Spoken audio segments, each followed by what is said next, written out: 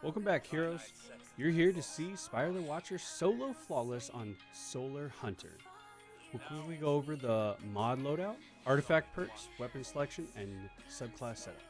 I'll be using Star Eater's Scales as my exotic armor for big DPS and synergy with this build.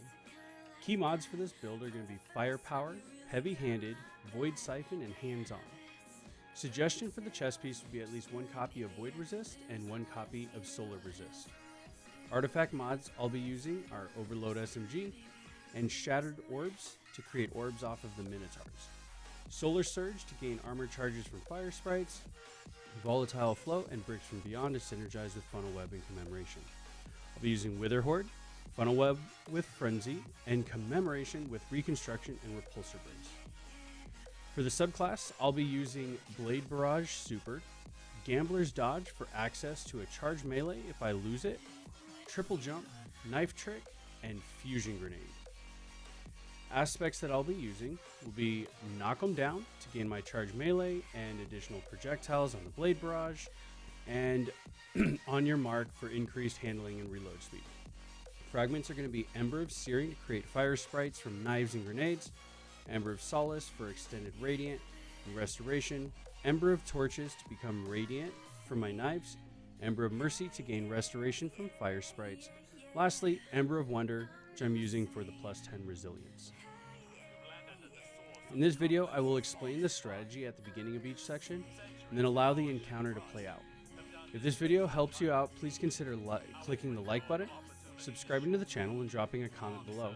Also, you can share this video on your socials to help out others. This build is one of my favorites. Just all of the orb creation and the super regeneration on this build are going to work amazing with Star Eaters by providing quick supers and very fast Feast of Light.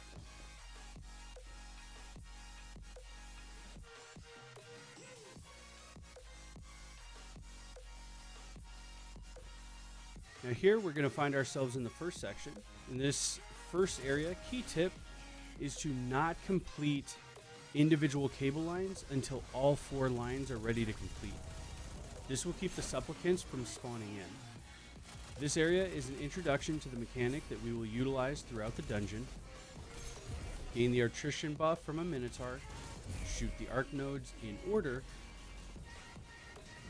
Then, once all the cables are ready, we'll complete all the cables at one time. Key dangers in this area are going to be the Cyclops that are located on top of the mountains. There are 4 of them. If you do want to play even safer, you can kill these Minotaurs or these Cyclops. Note that they will respawn.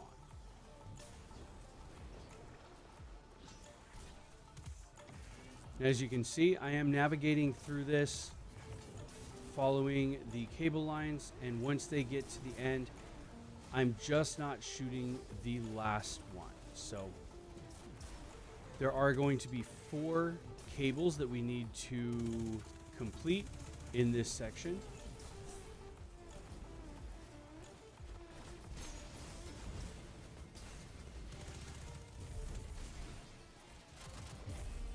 Note here, you can see why I'm using Repulsor Brace on my Commemoration. It's so that since I will have volatile rounds a lot of the time, I can use my Commemoration to give myself an overshield, which gives me that little bit extra ability to survive.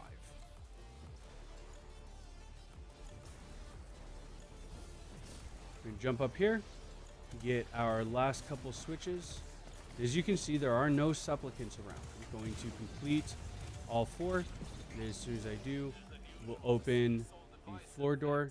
You can see the supplicants will go to spawn in and spawn right back out. Now, we're going to slide right on down here. Note that you do want to give a bunny hop here at the end so that you don't slam into the wall and potentially kill yourself.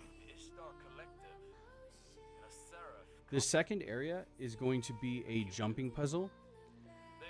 So if you just check out the video and you can follow the same route that I take to get to the first actual encounter. In this area, the pro tip is going to be just keep moving. If you stop, you become an easier target for harpies and the Hydra. If you do prefer a slower pace, then you can do so. However, I do find that as long as you just keep moving, you will be perfectly fine.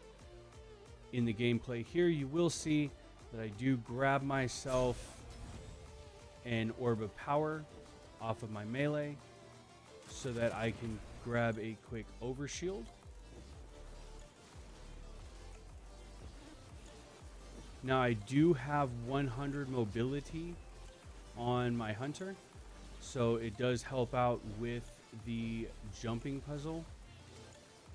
If you are worried about jumping puzzles at all, you can hot swap over to Stompies for this. We will not actually need our Feast of Light or our Blade Barrage for the next section, so you will have plenty of time to be able to stack up your Feast of Light after the jumping area.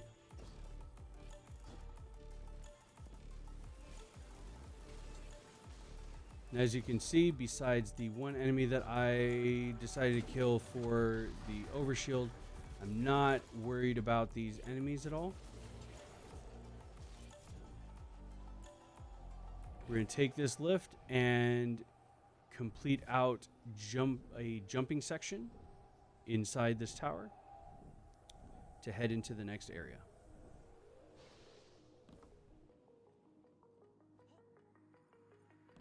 Information stored here, but could it be linked to my visions?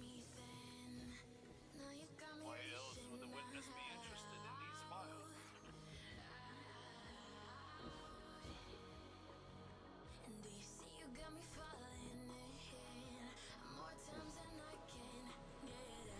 All right, we have found ourselves at the reactor firewall.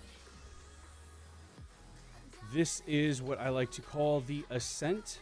This is where we will be climbing up the spire. And again, we will be using the dungeon mechanic of connecting the cables from start point to end point. There are, again, 2 cables in this area. There will be 3 different floors that we need to navigate to. You can simply follow along with the yellow cabling to go from arc node to arc node until you've completed both sets of cablings. Once you've completed both sets of cablings, we'll open up a lift for you to head to the next level. We will rinse and repeat this process on each floor to complete out the encounter and get ourselves some sweet, sweet loot.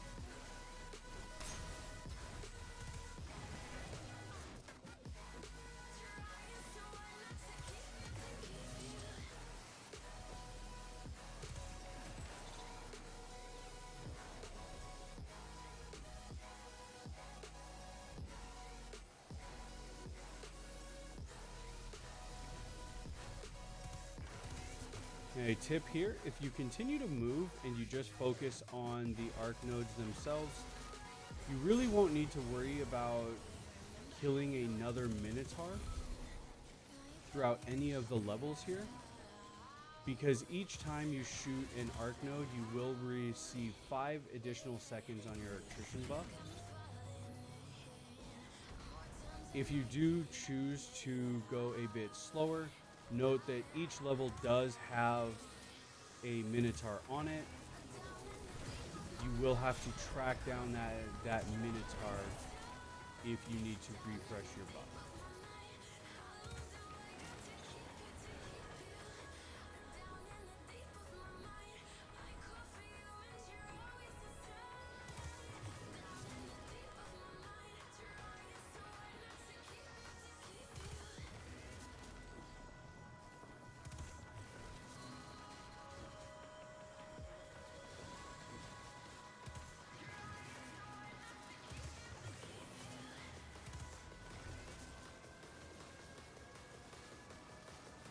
An additional tip when doing this mechanic for the dungeon is to listen each time you shoot an arc node. If you notice, there is a sound effect that will happen.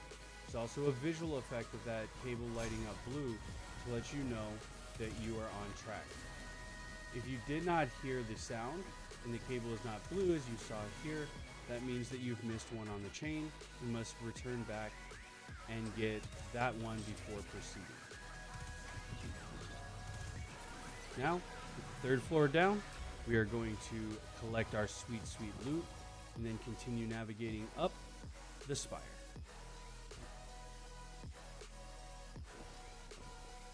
The best mine remains in this terminal like an open door.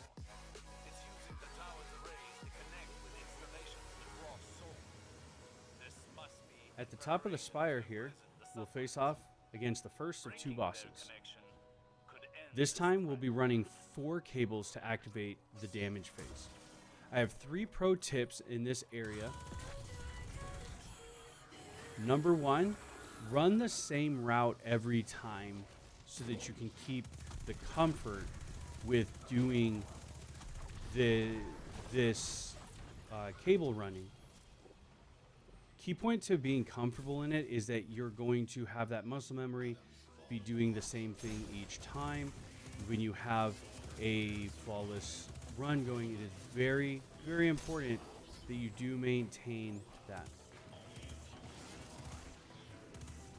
The number 2 pro tip that I have for this section is going to be to control the Minotaur spawn to be opposite of where you are going to do damage from. Note that the last cable that you complete is going to be where the damage phase is going to take place. So the Minotaurs will spawn directly opposite of each other. And there are 2 of them. You must clear both Minotaurs to force the Minotaurs then to spawn on the opposite bridges. So as you see, the bridge that I just passed, there is a Minotaur up there because I've killed the 2 on what was the left and right of the spawn, which means that the Minotaurs are now from where I spawned and directly in front of that. As you can see, I am going to use the spawn bridge as my damage bridge. So I have a Minotaur there and a Minotaur directly across from that. The reason for this is if the Minotaurs are on the left and right from where you're going to do damage from, they will damage you. However, as I clear the Minotaur from the area that I'm going to do damage from, the one across the way will not be able to damage me during damage. Third pro tip is to kill the harpies that are near the damage bridge where you'll be doing damage from. Now, in damage phase, I do use my machine gun to pop the eyes on the fins. I hit with a wither horde, I throw a fusion grenade, I throw my knives, I use my blade barrage, and then I chase down the boss with my commemoration. Now, once the boss returns to the middle, they will prepare to do a knockback. It's this giant blast. As you can see, there are going to be different ways that I survive this blast. Here, showed you dropping down to the side and going back under the bridge. You can also stay near the last hole and right before the boss launches the blast, drop back down the hole. Or, in my case, I will also be showing off that with Repulsor Brace, I can stand there, stay doing damage to the boss, and I can then take the blast by having that overshield available.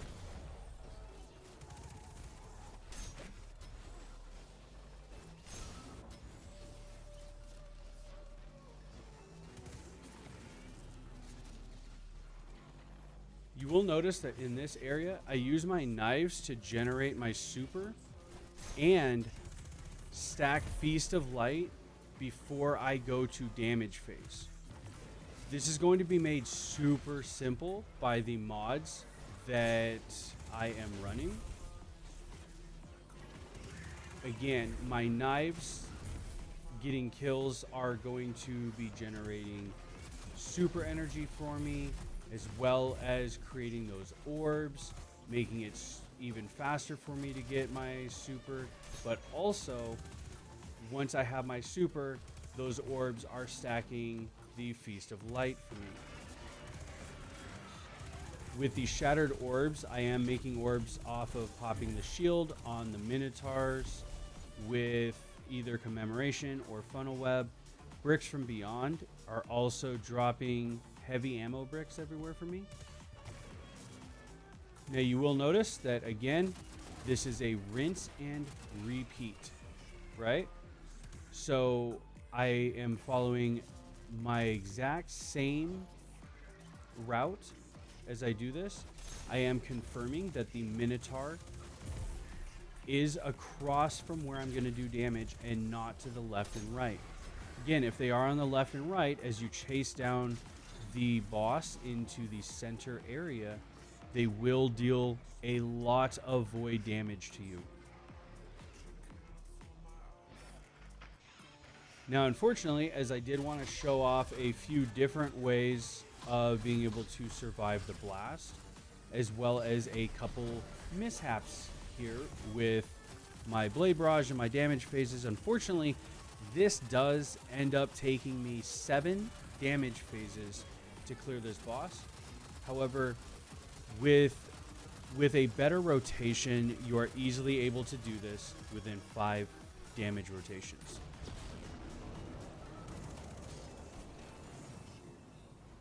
I will let this go ahead and play out and be ready to explain to you the next section.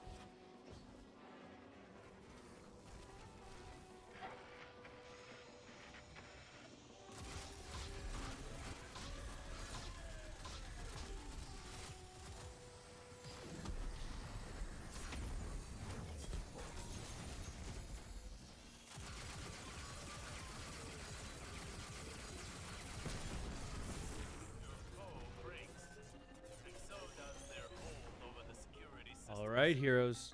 Now it's time to descend the interior of the tower. If we follow this path, we're going to find ourselves coming to the first floor of our descent.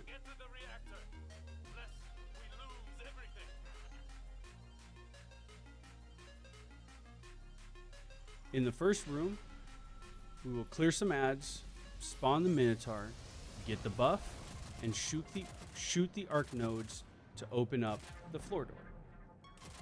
You can use this beam here as a safe spot to clear out those hobgoblins.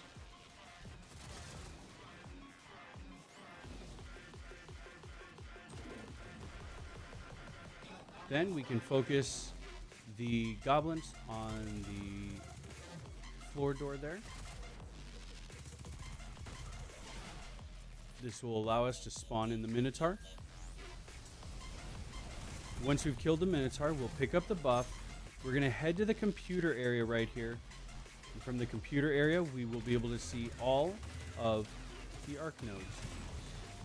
Once we've done that, we're going to drop down and enter into the fan pit.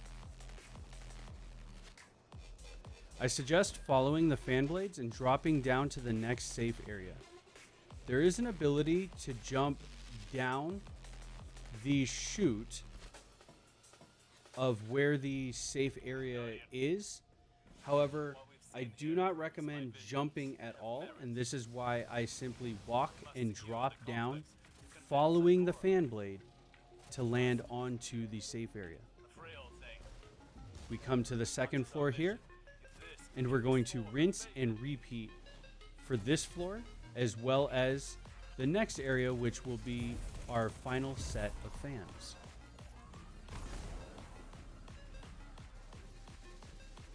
Once we get to the third floor, it will be a bit different, however, still the same mechanic. So again, once I get my buff, I am going to head to this computer area. I don't know what else to call it, so I'll just call it the computer area. But from here, you can see all of the arc nodes. Once we have those, we'll head down to the final fan section. And again, I will locate the safe area. And then I will follow the fan blades and just drop down. No jumping. Jumping is the easiest way to end a flawless run in this area. Now, once we drop down here to the third floor, like I said, it's a bit different. We're going to want to avoid the electricity there. Once we avoid the electricity, we're going to turn. We're going to focus and kill the Hydra. Then we will be able to locate the Minotaur, which will spawn over here as soon as we kill some ads. We will then shoot the arc nodes to open up the last floor door. Now note this one on the interior where the Hydra was, that is the hidden one. I've helped a lot of people through this dungeon, and they seem to always miss that one. Now here is our floor door. We're going to head on down. This is going to be the last section, and it is the final boss. For this, I will refer to the rooms as room 1 here where we start, and room 2 over there where the boss starts. Easiest way to do this encounter is to start by running into room number 2 and hiding on the left side.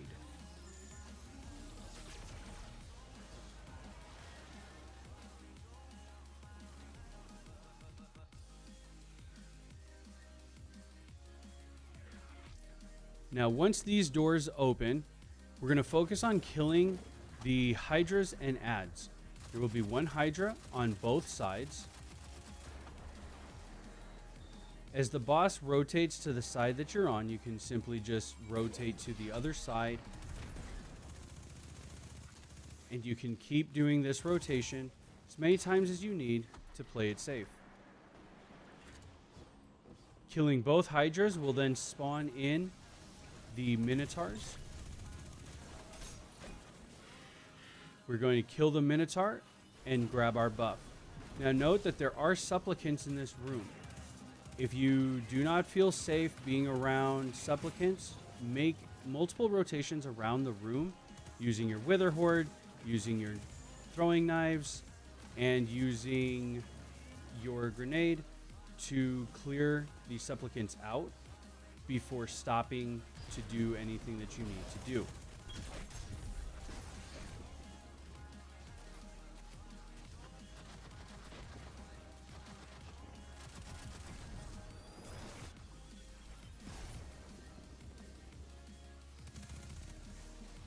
Note that the red cables that I shot after getting the arc buff opened up the middle door. That immediately starts the spawn of ads in room number 2. After opening that door, you can complete the yellow cables.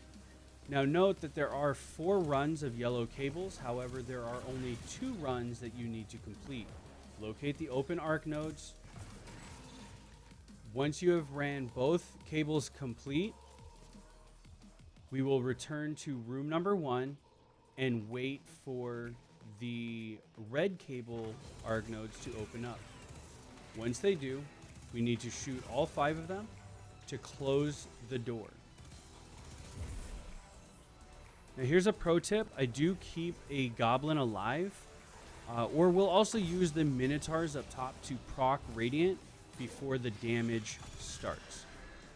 Damage should be hit with a Wither Horde, throw a fusion grenade, shoot the machine gun, activate Blade Barrage, shoot with machine gun, use knives to reproc radiant as you need. Now let me hit you with another one. Pro tip, strafe left and right to avoid the boss's void attack. The boss's attack shoots where you are when the attack is shot. So strafing avoids being hit by it or minimizes the hits that you will take from it. Now that you know how to do the boss room and do the damage phase of the boss, be patient. Rinse and repeat. Go flawless solo. I'll let the rest of this play out and see you at the end of the video. This rotation takes me 5 damage phases to complete with this method.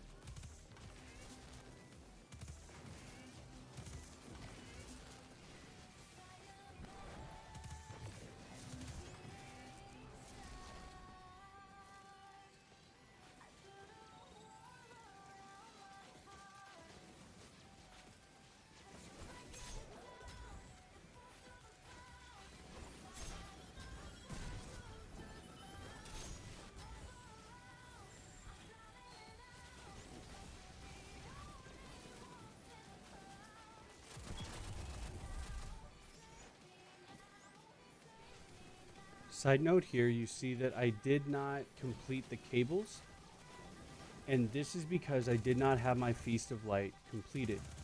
You can use this infinite wave of ads in order to charge up your super, as well as charge up your Feast of Light.